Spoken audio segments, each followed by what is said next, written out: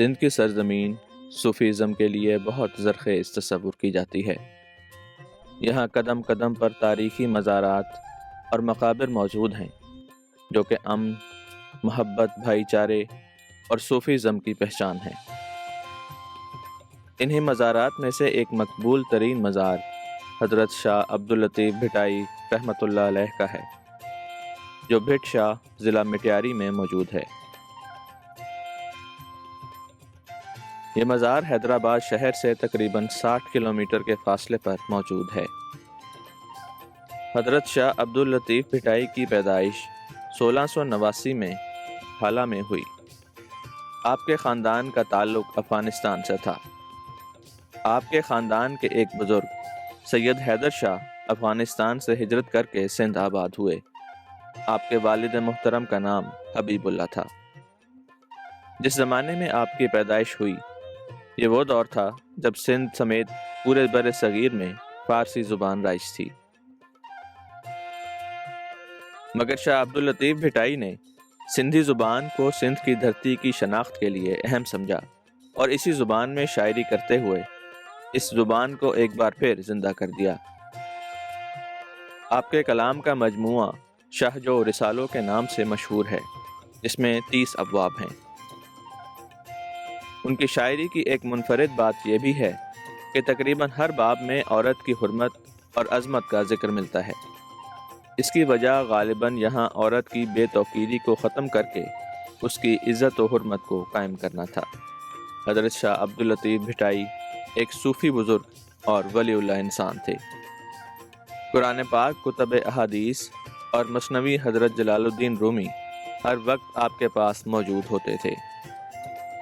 کلہوڑا خاندان کے عظیم حکمران میاں نور محمد کلہوڑوں کی طرف سے آپ کو مثنوی رومی بطور تحفہ پیش کی گئی تھی۔ آپ کی وفات 1752 میں ہوئی اور تدفین آپ کی وصیت کے مطابق بھٹ شاہ میں ہوئی، جبکہ آپ کے مزار کی باقاعدہ تعمیر 1772 عیسوی میں اس وقت کے کلہوڑا حکمران میاں غلام شاہ کلہوڑوں نے کرائی۔ مزار کے صحن میں داخل ہونے کے لیے 5 محراب نما دروازے بنائے گئے ہیں، جس میں انتہائی خوبصورت کاشیگری کی پھولدار اینٹیں استعمال کی گئی ہیں۔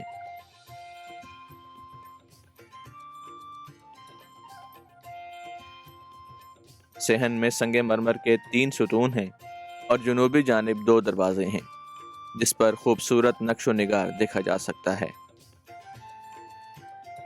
مزار کے صحن کا فرش بھی سفید سنگ مرمر کا بنا ہوا ہے۔ مزار کا مرکزی دروازہ سندل کی لکڑی کا بنایا ہوا ہے، جس پر چاندی کی چادر بھی چڑھائی گئی ہے۔ بھٹ شاہ میں آپ کے مزار کے برآمدے میں روزانہ شام کو محفل سماع ہوتی ہے۔ یہ راگ برسوں سے شاہ عبداللطیف بھٹائی کے فقیر گھرانے گاتے آ رہے ہیں۔ ان دھنوں کو ایک مخصوص آلہ موسیقی سے بجا کر گایا جاتا ہے جو تنبورہ کہلاتا ہے۔ جی، میرا نام منٹھار فقیر ہے، میں جونیجو ہوں۔ میری کاسٹ جو ہے جونیجو ہے۔ میں تقریباً 45 سال سے یہاں گا رہا ہوں۔ یہ جو لکڑی کا کام ہے یا دمبورہ بنانے کا، میرے باپ دادا کا تو نہیں تھا، مگر میں ان کو پرانے جو دمبورے تھے وہ میں نے بنائے تو میں نیا دمبورہ سیکھ گیا۔ اس کے بعد میں نے باہر کے لوگوں کو بھی، آپ کو یاد ہوگا 2018 میں ایک ہارورڈ یونیورسٹی سے ایک لڑکی آئی تھی ہیلنگ ہانگ، جو تائیوان کی رہنے والی تھی، اس کو میں نے راگ سندھی میں سکھایا۔ 1 سال میرے گھر میں رہی۔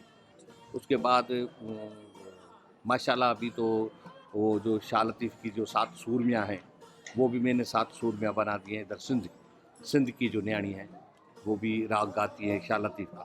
10-15 لڑکے میرے شاگرد ہیں اور 10-15 لڑکیاں بھی میری شاگرد ہیں جو رات دن راگ میرے گھر پہ سیکھتے ہیں۔ اصل میں یہ شاہ لطیف کو 63 سال لگے ایک فارمولہ بنانے میں، جس میں اس نے شاعری اپنی کی، دھن اس پہ اپنی لگائی اور ساز اپنا بنایا۔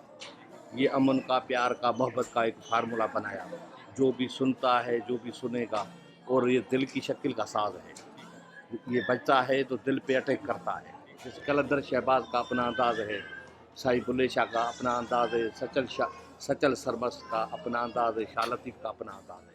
असल में है ज़िक्र, अल्लाह का ज़िक्र करते हैं। नाचने वाली या कोई शैतानी चीज़ इसमें है ही नहीं, इसमें है ज़िक्र, अल्लाह का ज़िक्र और पंचतन पाक का ज़िक्र करना, उसकी तारीफ़ करना। जैसे बुनियादी शुरुआत है जो पहले वहदानियत की तारीफ़ होती है, शाह लतीफ़ का पहले वहदानियत की तारीफ़ होती है, उसके बाद रसालत की तारीफ़ होती है, उसके बाद इमामत की तारीफ़ होती है, फिर दुनिया की, उसके बाद जो दुनिया में जिसने मुश्किल काम किए हैं गरीबों ने, ये ज़ालिमों को ज़ाहिर किया है शाह लतीफ़ ने, और औरत का जो किरदार अदा किया है शाह लतीफ़ ने वो तो बहुत नुमाया।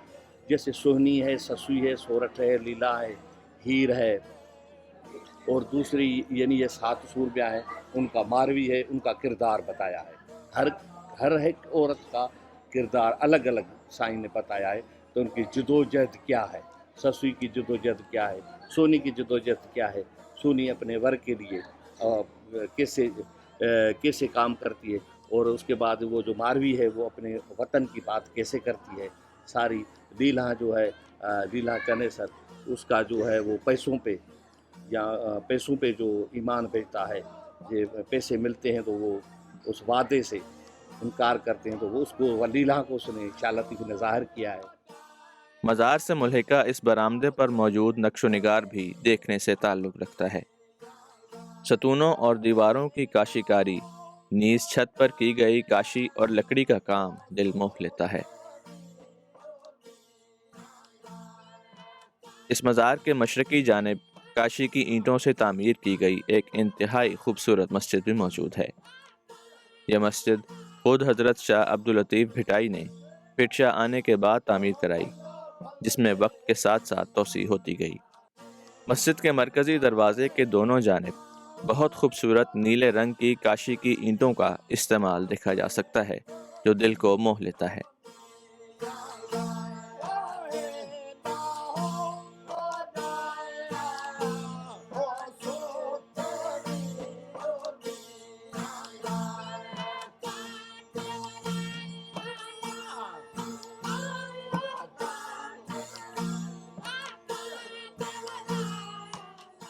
मज़ार के शुमाली जानिब एक कमरा मौजूद है जिस पर इंतहाई खूबसूरत काशी का काम देखा जा सकता है।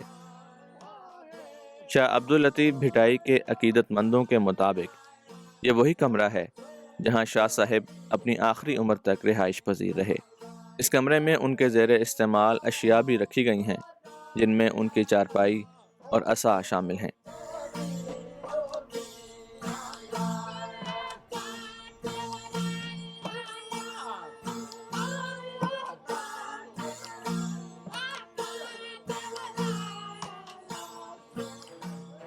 मगरिब के बाद इस मज़ार पर मौसीकी की धुन पर रक्स किया जाता है, जिसे धमाल कहते हैं।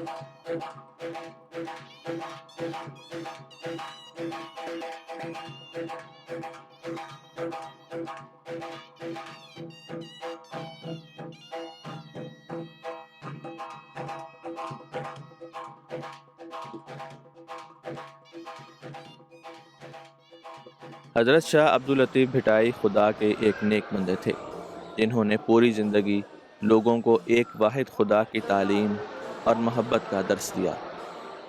लेकिन अफसोस का मकाम है कि वही बुज़ुर्ग जिन्होंने वहदानियत का दर्स दिया, उन्हीं के मज़ारों पर लोग तरह तरह की बिदात करते हैं, मन्नतें मानते हैं, सर झुकाते हैं और शिरक करते हैं। जो मुकाम इन बुज़ुर्गान ने अल्लाह ताला का कायम किया, वो मकाम बदकिस्मती से उनके मानने वाले उन्हें देने की कोशिश करते हैं। इसी तरह इन मज़ारात को लोगों ने ज़रिया माश बना लिया है, जो इन बुज़ुर्गान की तालीमात के मनाफी है। लोगों को चाहिए कि इनके मज़ार पर उनके दर्जात की बुलंदी के लिए दुआ करें, न कि खुदा ताला को भूल कर मज़ार पर मन्नत मांगें या झुकें।